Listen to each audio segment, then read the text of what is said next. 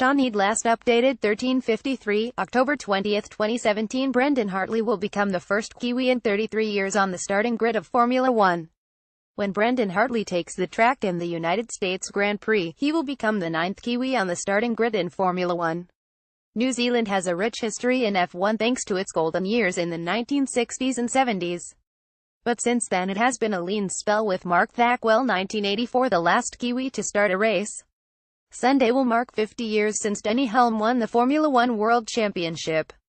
Read more. Karting kid to F1 starter Hartley not very prepared. Hartley racing for more F1 drives. Hartley confirmed for F1. Hartley reveling in shift to endurance racing. The 33-year wait will come to an end on Monday NZ time when Hartley lines up for Toro Rosso.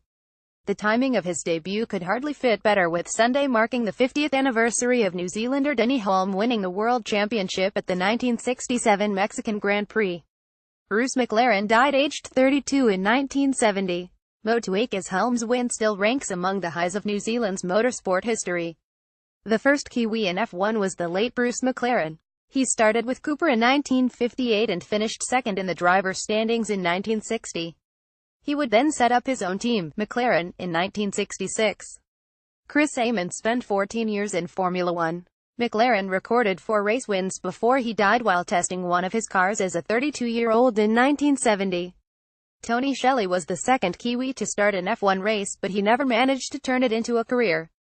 He would start just one race in 1962 and did not finish due to mechanical issues.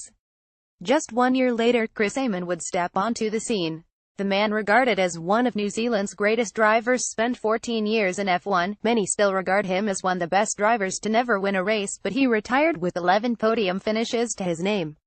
Hulme's F1 career started in 1965 and continued through to 1974, the final 7 years all with McLaren's team.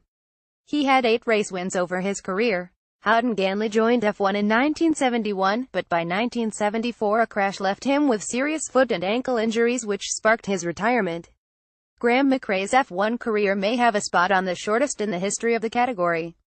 In 1973 he started his first and only race, which was halted on the first lap after a multi-car crash.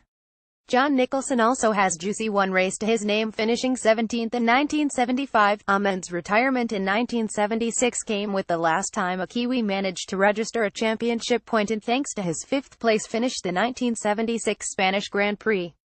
Thackwell arrived on the scene as a 19-year-old in 1980, at the time that would have made him the youngest man to start a F1 race. He started the Canadian Grand Prix, but after a crash forced the race to be restarted. Thackwell had to give his seat up to one of the more experienced drivers in the team.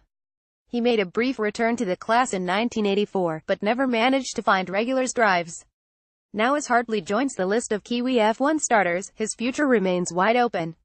He is filling in for Pierre Gasly, who will be back for the next round in Mexico, and while there is rumors he could replace Daniil Kvyat for the rest of the season, Hartley maintains no such deal has been made. Stuff.